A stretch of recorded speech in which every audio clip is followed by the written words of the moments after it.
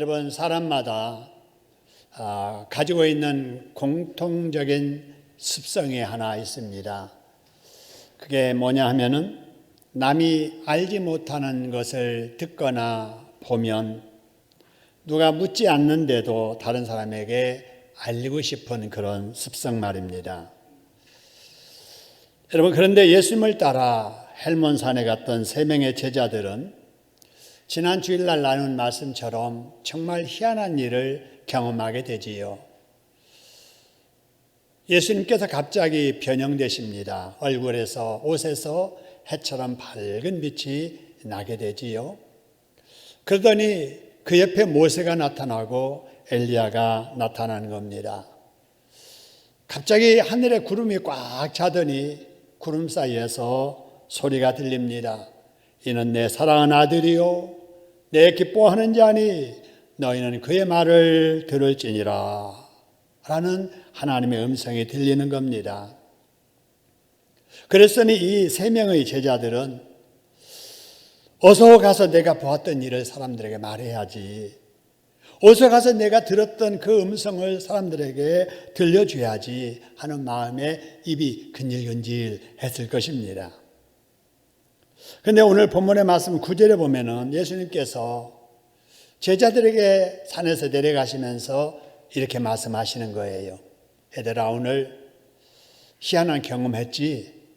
그런데 오늘 본 거 들은 거 아무에게도 뭐 하지 말라고요?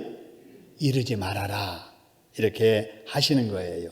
여러분, 이상한 일이지요. 나쁜 일도 아닌데 예수님 변형하셨고 모세 엘리야 나타났고 하나님 음성이 들렸는데 왜 예수님께서는 아무에게도 말하지 말라고 하셨을까? 여러분, 오늘 이 말씀을 우리가 같이 나누려고 합니다. 오늘 이 말씀을 나눌 때에도 하나님께서 우리에게 주시려고 예비하신 큰 은혜 허락해 주실 줄로 믿습니다. 오늘 또 믿음 실린 기도, 정성 다한 찬양을 받으신 하나님께서 사모하는 우리 가슴 속에 큰 은혜 주실 줄로 믿고 그렇게 하실 우리 주님께 박수로 감사드리겠습니다. 감사합니다. 여러분, 예수님께서 왜 제자들에게 산에서 보고 들었던 일들에 대해서 아무에게도 말하지 말라고 하셨을까? 자, 오늘 9절의 말씀을 다시 보면은 여러분, 왜냐하면은 여러분, 예수님이 이렇게 변형됐다, 또 모세가 나타났다, 엘리야가 나타났고 하나님 음성이 들렸다 라는 말을 하게 되면 아마 그 말을 듣는 사람들이 이 제자들 이렇게 머리가 어떻게 된 거 아니야? 미친 소리 한다 라고 그렇게 말을 했을 것입니다. 여러분, 그래서 예수님께서는 말하지 말아라 라고 말씀하신 거예요. 여러분, 이 말씀을 통해서 우리가 깨달아야 될 것이 있습니다. 그게 뭐냐?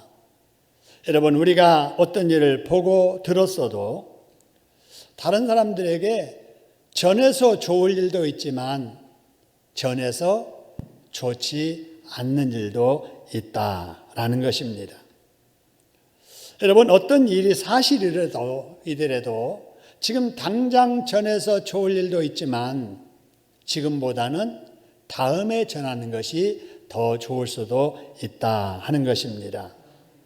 여러분, 그러므로 우리도 어떤 것을 보고 들었다 할지라도 다른 사람들이 들어서 은혜가 되지 않겠다 싶으면 여러분, 내 입으로 은혜되지 않는 말 다른 사람에게 전하지 않아야 될 줄로 믿습니다.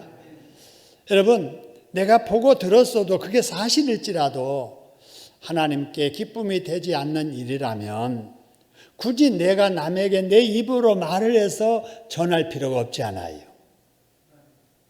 여러분, 교회에서도 마찬가지예요.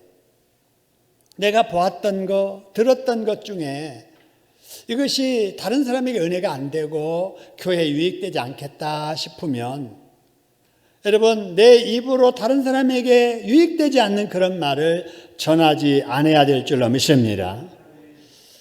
여러분, 그러면 적어도 내가 좋지 않는 것을 다른 사람들에게 전하는 매개체 역할은 안 하게 되지 않아요. 정말 우리가 교회 생활하면서 이런 것들을 꼭 기억을 해야 됩니다. 이걸 분간하지 못하고 보았다고 그래서 들었다고 그래서 그냥 아무에게나 또 아무 때나 이렇게 하게 되면 그것은 사실이라 할지라도 결과적으로는 하나님의 영광 가리고 교회에 유익되지 않고 또 관계된 사람들에게 상처 주고 여러 가지 문제가 있게 되는 것이지요. 여러분, 우리의 입을 통해서 은혜가 되는 말만 전해지고 덕스러운 말만 전해지고 하나님의 영광 되는 일만 전해질 수 있는 저와 여러분 될 수 있기를 주님의 이름으로 축원합니다. 그리고 오늘 9절 말씀을 정리하면서 또 한 가지 붙잡아야 될 것이 있는데요. 그게 뭐냐면은 여러분, 본문의 제자들의 상황은 예수님의 말씀처럼 예수님이 아직 죽지 않으셨잖아요. 아직 부활하지 않았잖아요. 그래서 예수님께서 제자들에게 오늘 본 것 아무에게도 이르지 말라 하시는 이 말씀이 영원토록 너희들 입 다물고 절대로 이런 말 하지 마라, 그게 아니잖아요. 여러분, 여기 시기를 딱 정했지요.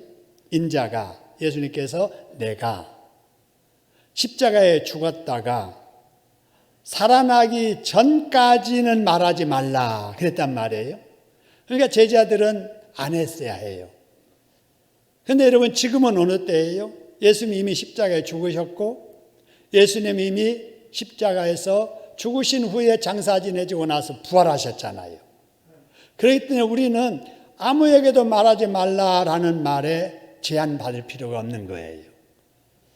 여러분, 우리는 내가 경험한 예수, 내가 들은 예수님의 말씀, 여러분 누구에게든지 지체하지 말고 전해야 될 줄로 믿으시기를 소원합니다. 그런데 여러분, 사탄 마귀는 자꾸 그걸 방해하는 거예요. 지금 안 해도 나중에 해도 돼. 지금은 코로나 상황이야. 지금 그렇지 않아도 계속 코로나 때문에 교회 이미지가 안 좋은데 예수 믿으라고 하면은 역효과나 나오라고 한다고 해도 나오지도 않아. 그러니까 코로나 끝나면 나올 거니까 그때 가서 전도해. 여러분, 이런 말에 많은 사람들이 속고 있는 거예요. 예배 나중에 드려도 돼. 집에서 드려도 돼. 그러니까 코로나 때에는 교회 안 나가도 돼. 여러분, 이런 말로 마귀는 자꾸 성도들을 속이는 거예요. 그 말에 속아가지고 마땅히 해야 될 일까지 하지 못하는 일들이 있으면 안 되잖아요. 그래서 우리 예수님께서, 우리 하나님께서 디모데후서 4장 2절에서 말씀하시기를 이렇게 말씀하세요. 우리 같이 한번 읽어볼까요? 너는 말씀을 전파하라. 때를 얻든지 못 얻든지 항상 힘쓰라. 할렐루야. 여러분, 우리가 경험한 예수, 내가 들은 복음의 진리, 이 말씀은 때를 얻든지 못 얻든지 전파하는 일에 항상 힘써야 될 줄로 믿습니다. 그것이 교회의 사명이자 성도됨의 사명이에요. 교회가 전도를 않는다, 성도들이 전도 안 하고 선교에 관심 없다, 그거는 교회가 친목단체 되고 마는 거예요. 같은 생각하는, 사상 같은 비슷한 사람들이 모여서 그냥 복 빌고 또 잘 되기를 바라고 그러면서 시간 나면은 놀러 다니고 또 기회 되면은 먹고 마시고, 여러분, 이런 사회 친목단체처럼 돼버리는 거예요. 여러분, 환경이 아무리 약해져도 여러분 교회의 본질을, 성도의 본질을 잃지 않는 저와 여러분 되어야 될 줄로 믿습니다. 여러분, 예수님께서 제자들에게 당부하시기를 뭐라고 말씀하셨어요? 너희가 산에서 내가 변형하는 것도 보았고 모세 나타나고 엘레나 나타나는 것도 보았고 하나님의 음성도 들었지만 당분간은 입 다물고 있다가 내가 십자가에서 죽임당한 이후에 부활할 것이니 그때 가서 오늘 경험한 이야기들을 사람들에게 전하라고 그렇게 말씀하셨잖아요. 그러면 제자들이 뭐라고 대답해야 돼요? 예, 알겠습니다. 여러분, 이렇게 하든지 아니면 왜 우리가 보고 들은 말을 부활하신 이후에 전해야 되지요? 라고 말을 해야 맞는 말이잖아요. 근데 예수님의 말씀에 대해서 제자들이 뭐라고 대답했는가? 10절 보시기 바랍니다. 그러면 어찌해서 서기관들이 엘리야가 먼저 와야 하리라 하니까 라고 이렇게 묻는 겁니다. 여러분 9절 말씀하고 10절 말씀을 이렇게 보면은 이런 말의 흐름이 맞아가는 것 같아요? 따로 노는 것 같아요?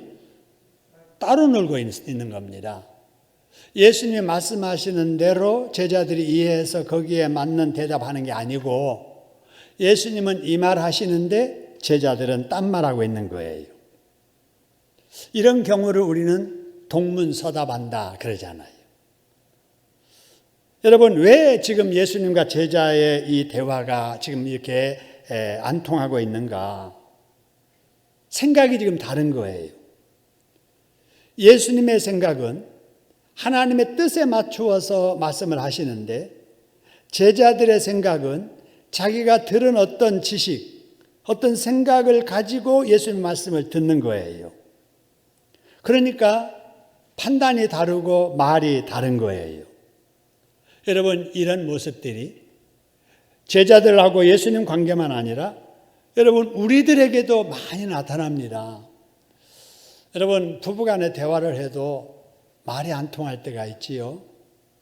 특히 부모와 자식 간에 대화하는데 말이 안 통하는 거예요. 부모는 심각하게 이야기하는데 자녀는 대수롭지 않게 듣고 부모는 이런 의도로 말하는데 자녀는 다르게 오해해가지고 또 이렇게 상처 입고 여러분 이런 일들이 많이 있지요. 여러분 우리에게도 이런 점들이 있는데 신앙생활을 하면서 그러므로 우리가 성경을 읽거나 설교 말씀을 들어도 하나님의 뜻을 생각하면서 하나님의 말씀을 읽고 드려야 되는 거예요. 그러면 어떻게 되느냐? 말씀을 읽을 때도 아멘이고 들을 때도 아멘입니다. 할렐루야. 그런데 내가 가지고 있는 어떤 정보, 어떤 생각을 가지고 그 틀 속에다가 말씀을 집어넣어서 이해하고 그 자기의 기존의 생각의 틀 속에다가 말을 집어넣어 가지고 이해하면 여러분 전혀 성경과 다른 이해가 되고 성경의 설교의 말씀의 본뜻과는 전혀 다르게 이해가 되는 일이 생기는 겁니다. 여러분 그래서 어떤 사람은 성경 읽다가 시험 듣는 사람이 있어요. 여러분 어떤 사람은 설교를 듣다가 시험 듣는 사람이 있습니다. 여러분 똑같은 성경인데 아니 어떻게 어떤 사람은 그 말을 통해서 은혜를 받고 어떤 사람은 시험 드는가? 똑같은 장소에서 똑같은 시간에 한 설교자를 통해서 설교를 듣는데 어떤 사람은 은혜를 받는데 어떤 사람은 그 말 때문에 시험 드는가? 라고 하는 거예요. 그것은 듣는 자세에 따라서 그런 거예요. 여러분 우리 예수님께서 누가 천국 가느냐? 어린아이 같아야 천국 간다. 여러분 어린아이들은 약하잖아요. 남에게 잘 속지 않아요. 그런 나약함을 우리 주님이 원하시면서 그 말씀하신 게 아니에요. 어린아이 같아야 된다 그 말은 의심 없이 순수하게 말씀을 읽고 말씀을 들으면서 아멘 하는 그 마음입니다. 할렐루야. 여러분 계산하지 말고 다른 어떤 생각하지 말고 하나님의 말씀을 말씀대로 받아들이는 이런 어린아이 같은 마음으로 여러분 성경 읽으시고 설교 들으시기를 주님의 이름으로 축원합니다. 자, 그러면 당시 제자들은 어떤 지식을 가지고 있었을까? 어떤 생각을 가지고 있었을까? 여러분 그것은 제자들이 다른 선지자가 전한 말을 듣고 있는 거예요. 그 말이 어떤 말이냐면은 본문과 짝을 이루는 말라기 4장 5절입니다. 여러분 말라기 4장 5절에 보면 이런 말씀이 있거든요. 보라, 여호와의 크고 두려운 날, 여호와의 날이지요. 그 날이 메시아가 오는 날, 예수님이 오시는 그 사건을 이렇게 표현한 거예요. 그러면은 예수님이 이 세상에 오시기 전에 내가 하나님께서 선지자 누구를 너희에게 보내리니 그래서요? 엘리야를 보내리니. 여러분 그렇기 때문에 이 말씀을 문자적으로 그대로 보면 예수님 오시기 전에 누가 먼저 와야 되는 거예요? 엘리야가 와야 되는 거예요. 그렇게 그 당시 서기관들이 사람들에게 가르쳤고 예수님의 제자들도 그 가르침을 받아서 기억하고 있었던 것이지요. 그런데 예수님께서 이 말씀을 하시니까 헷갈린 거예요. 그래서 말하기를, 예수님, 말라기서 4장 5절에 보면은 크고 두려운 그날, 메시아가 오시기 전에 엘리야가 오겠다고 했지 않습니까? 그런데 어찌해서 예수님보다 엘리야가 늦게 왔습니까? 또 잠깐 왔다가 왜 사라져버렸습니까? 지금 그 산에서 있었던 일들을 생각하며 말하는 거예요. 보세요. 그 헬몬산에서 있었던 변형된 사건, 예수님이 먼저 변형됐잖아요. 그러고 나서 엘리야가 나타났잖아요. 그러고 나서 눈 떠보니까 나중에 엘리야가 사라져버린 거예요. 그걸 지금 여기 제자들이 기억하고 이 말하는 거예요. 말씀과 다르지 않아요. 아니, 예수님 먼저 오셨잖아요. 엘리야 나중에 왔잖아요. 왔다가 사라져버렸잖아요. 이게 도대체 무슨 말입니까? 어찌된 일입니까? 라고 제자들이 예수님에게 이렇게 물었던 겁니다. 여러분, 여기서 우리가 깨달아야 될 것이 있습니다. 그게 뭐냐? 설교 말씀을 들어도 제대로 들어야 되고 성경 말씀을 읽어도 제대로 읽어야 된다는 겁니다. 할렐루야. 우리가 말세에 신앙생활을 제대로 잘해야 된다. 늘 말씀을 드리는데 제대로 잘하는 것이 무엇인가? 성경 말씀을 말씀대로 읽고 또 성경 말씀을 제대로 들어야 됩니다. 그러려면 어떻게 해야 되는가?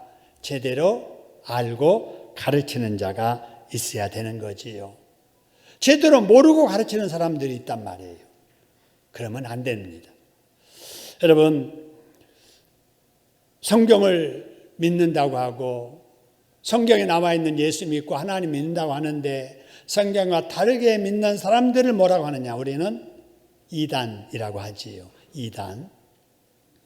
근데 이단이라고 하는 이 사전적인 이 정의는 뭐냐면요, 정통의 가르침이나 어떤 교리에 대해서 어긋나고 또 그런 사람들을 적대적인 표현으로 표시하는 것이 바로 이단이라고 하는 말입니다. 그래서 이 이단이라는 말을 한문으로 이렇게 표시하면은 다르다. 뭐가 다르냐? 끝이 다르다. 이런 말로 이렇게 표현을 하게 됩니다. 여러분, 이단이 이런 불교 믿는 사람들을 이단이라고 안 해요. 그거는 이방 종교 내지는 우상 종교, 이렇게 타 종교로 분리하는 거예요. 이단은 뭐냐? 비슷한 거예요. 뭐가 비슷해? 성경을 하나님의 말씀이라고 그들도 믿어요. 하나님 존재 인정하고 예수 다 인정합니다. 그런데 뭔가 성경적으로 안 맞는 거예요. 그래서 끝이 다른 거예요. 이게 이단입니다. 그러니까 믿어도 성경대로 안 믿기 때문에 이들에게는 구원이 없습니다. 여러분, 그래서 말세의 종말의 때에 성도들이 받아야 될 가장 큰 복이 뭐냐? 교회 잘 정하고 목자 잘 만나는 겁니다. 할렐루야. 우리가 교회를 잘못 정하면, 여러분, 우리 주변에도 보면은 방학사거리에 어떤 큰 교회 하나 있잖아요. 우리 교회보다 건물이 더 커요. 사람들도 어쩌면 더 많을 거예요. 누구에게 전도받아서 교회 가겠다 해가지고 그 교회 가봤다고 생각해 보세요. 그 교회 등록해서 그 교인으로 그 교회에서 신앙생활 하다 보면은 자기의 의도와는 상관없이 나중에는 이단을 따르는 자가 돼버리고 마는 거예요. 그래서 여러분, 교회는 다 같지 않고 설교자, 목자 다 같지 않습니다. 여러분, 적어도 우리 교단, 합동측이나 통합측, 뭐 이렇게 큰 교단에 목회자 세우는 과정을 보면은요, 아주 만만치 않습니다. 이 세상에 어떤 자격증이나 라이센스를 주는 과정, 여러분, 목사의 그 과정보다 더한 과정이 없을 정도로 이 목사 세우는 과정이 대단히 어렵습니다. 여러분 아시는 대로 우리 교단에서 목사 되려면 대학 4년 마쳐야 돼요. 3년 대학원 과정 해야 됩니다. 거기다가 강도사고시, 목사고시 이렇게 보게 되면은 8년 내지 9년의 세월을 연구하고 훈련받고 과정 지나면서 목사 안수를 받는 거예요. 그렇기 때문에 이 세상에 살아가면서 목사로서 살아가면서 목회하면서 절대로 윤리적으로 도덕적으로 아니 성경적으로 어긋나는 행동을 하지 않습니다. 그런데 대부분 사회적인 물의를 일으키는 사람들 보도는 목사라고 하지만 그런 목사들은 아니에요. 아니 어느 날 시장에서 대학가 끌고 다니면서 채소 장사하던 사람 한 1년 안 보이더니 나타나서 목사 됐다 하면서 교회 개척하고 목회하는 사람들, 여러분 이런 사람들이 부지기수로 많습니다. 여러분 목사 라이선스, 목사 이름 이 안수를 국가에서 통제하는 게 아니에요. 교단마다 하는 거예요. 교단이 몇 교회 모여가지고 우리 교단 만들어서 우리도 한번 이렇게 신학교육 시키자 해서 상가에 신학교라고 붙어있는 그런 신학교들 말입니다. 또 대충 자기들의 필요에 의해서 이 정도면 됐다 싶으면은 그냥 안수 주어서 활동하게 하는 거거든요. 그런 사람들이 대부분 사회적으로 문제를 많이 일으키지요. 여러분, 교회는 다 같지 않다. 목회자도 다 같지 않다. 여러분, 이걸 기억하시면서 내가 출석하는 교회, 또 나를 지도하는 목회자가 믿어도 바르게 믿고 가르쳐도 바르게 가르치려고 애쓰는 그런 곳에서 신앙생활을 한다는 것을 여러분 복으로 여기시기를 주님의 이름으로 축원합니다. 여러분, 이렇게 볼 때 당시 제자들도 이단이 될 만한 여지가 많은 상황이었잖아요. 그죠? 그 당시 서기관들의 생각대로만 믿었더라면 예수님에 대한 생각이 달라졌겠지요. 그런데 이런 제자들이 나중에 어떻게 됐는가? 13절의 말씀을 보세요. 13절 말씀 보니까 그제서야 제자들이 맨 마지막에 뭐 했다고요? 깨달은 거예요. 깨달은 거예요. 제자들이 처음에는 몰랐는데 그제서야 깨달은 거예요. 뭘 깨달았느냐? 아까 말씀드린 그들이 알고 있었던 말라기서 4장 5절의 말씀이에요. 크고 두려운 날, 구원의 그날이 오기 전에 엘리야가 올 것이라는 말씀이 그들은 무엇으로 생각했느냐? 엘리야가 진짜 사람으로 이 세상에 태어난 줄로 생각했던 것이지요. 하지만 예수님의 설명을 듣고 나니 그게 아니라는 것을 알게 됐어요. 엘리야의 정신을 가진 하나님의 사람이 예수님이 이 세상에 오기 전에 먼저 와서 예수님의 길을 닦을 것인데 그 사람이 여러분 누구인 줄을 깨달았다 그랬어요? 세례 요한인 줄을 깨닫게 되었다 그 말입니다. 여러분 여기서 우리가 한 가지 기억해야 될 것은 성경 말씀은 이렇게 해석을 해야 깨닫게 되는 말씀들이 많다는 거예요.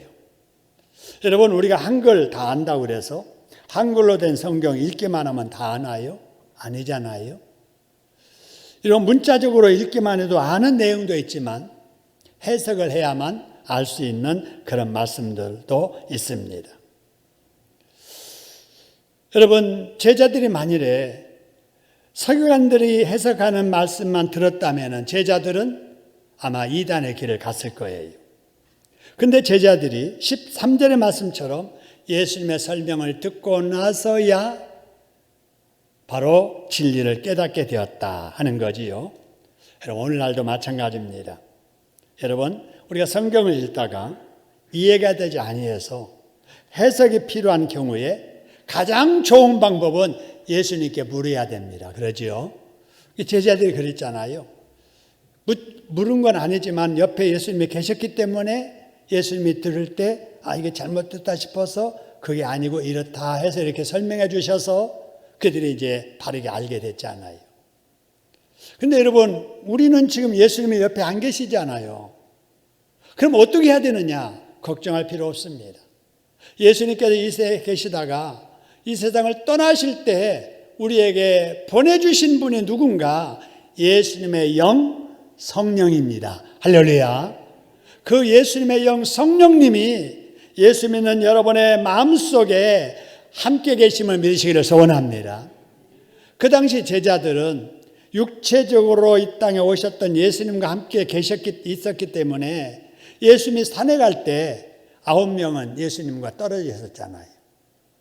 그런데 우리는 어디에서나 예수님의 영 성령님을 품고 살아갑니다. 할렐루야.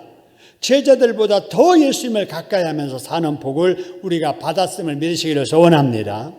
그렇기 때문에 내 속에 계신 성령님을 의식하면서 자꾸 그 성령님에게 물어봐야 돼요.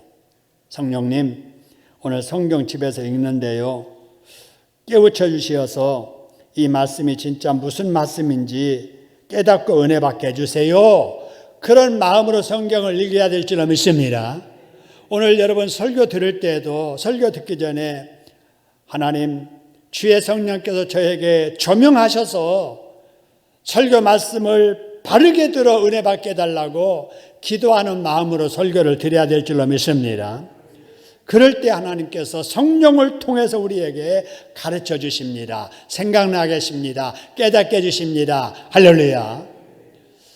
여러분, 그리고 또 한 가지, 예수님이 옆에 안 계셔도 우리가 걱정할 필요가 없는 것은 내 속에 성령님만 계시는 게 아니라 이 땅에 하나님의 교회를 세우시고 하나님의 교회에서 하나님의 말씀을 해석하여 선포하는, 가르치는 하나님의 사자들을 세워주셨기 때문입니다. 할렐루야. 우리 교회에 제가 하나님께서 보내신 하나님의 사자이고 우리 부목사님들과 우리 전사님들 교역자들이 여러분을 위해서 하나님이 세워주신 하나님의 사자인 줄로 믿습니다.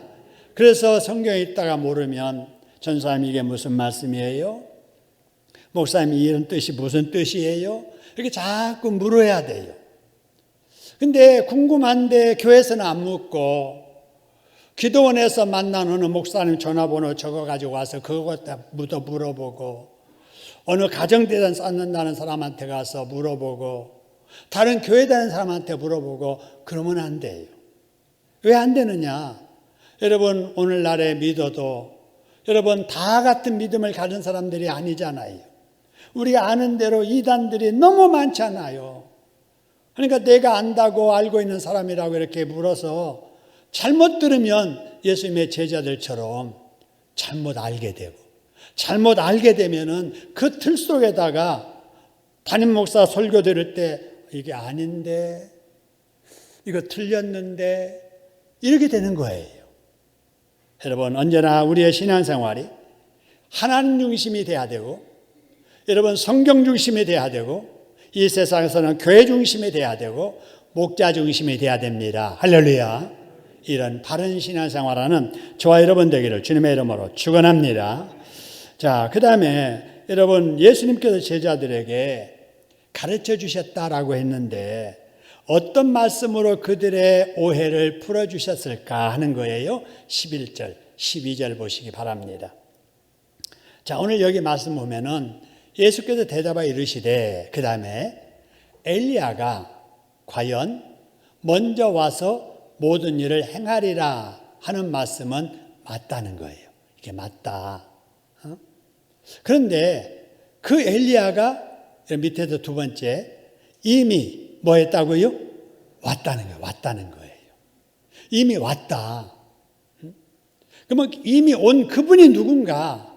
여러분 다른 말씀 아까 보면은 아까 세례 요한인 줄 깨달았다고 그랬잖아요. 세례 요한이에요. 세례 요한이 예수님보다 6개월 전에 이 세상에 왔잖아요. 그리고 사람들에게 나가서 회개하라 천국에 가까웠느니라 라고 외쳤잖아요. 그리고 나서 예수님이 딱 등장하자 세례 요한은 사라지게 됩니다. 예수님의 길 닦는 역할을 6개월 전에 와서 했다는 거예요. 그런데 사람들이 그를 알았어요? 몰랐어요? 몰라본 거예요. 임의로 대우한 거예요. 임의로 대우한 게 뭐냐? 인자도 이와 같이 그들에게 고난받는다, 이 말씀 속에 내포된 것은 그 세례 요한을 임의로 말하자면 목베어 죽인 거예요. 그러면서 예수님께서 나도 그렇게 될 것이다, 이렇게 말씀을 한 겁니다. 자, 이 설명을 예수님의 제자들이 듣자마자 13절에 보니까 아까 본 대로 그제야, 그죠? 그제서야 바로 깨닫게 된 거예요. 아, 말라기서에 나타난 여호와의 큰 날 전에 이 세상에 먼저 오리라고 하는 그분이 엘리야가 아니라 엘리야의 정신을 가졌던 세례 요한이구나 하는 것을 깨달았다라는 것입니다. 여러분, 제자들이 예수님의 그 설명을 듣는 순간 성령께서 진리를 깨닫는 마음을 주신 줄로 믿습니다. 여러분, 늦게나마 깨닫게 된 것이지요. 여러분, 이렇게 늦게라도 깨닫는 것이 복이요 은혜인 줄로 믿습니다. 그렇습니다. 그래서 우리는 성경 말씀을 읽는 일에 힘써야 되고요, 또 설교 말씀을 듣는 일에 힘써야 되고요, 또 깨달은 대로 지켜 살려고 몸부림치는 우리들이 돼야 될 줄로 믿습니다. 세상에 완벽한 사람이 누가 있겠어요?